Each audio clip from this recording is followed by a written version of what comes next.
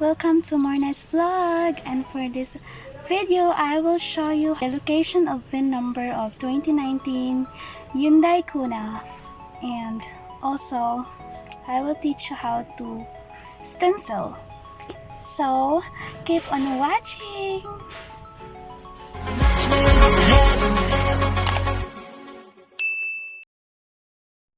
So this is the Hyundai Kona. How to pronounce it? I don't know. Hyundai Kona. This is the 2019 Hyundai Kona. Sorry guys, I don't know how to pronounce it correctly. Here, as you can see it here on this passenger side, here you can see this chassis number or VIN number is decoded, and you can just move this passenger seat. There you go.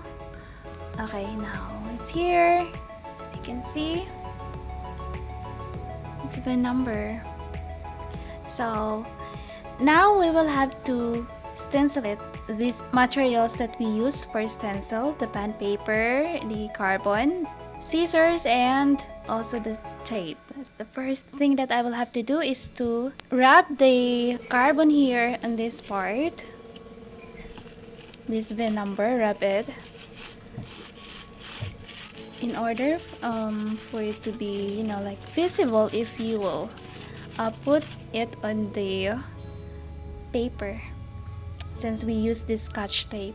Then there you go, and put it in the paper.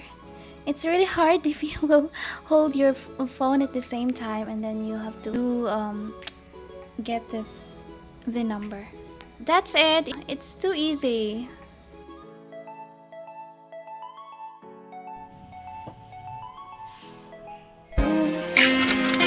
Look as good as the day I met you. I forgot just why I left you. I was insane.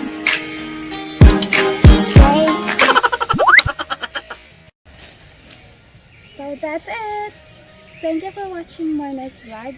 If you enjoy, don't forget to like and subscribe. Until next time, see you. God bless.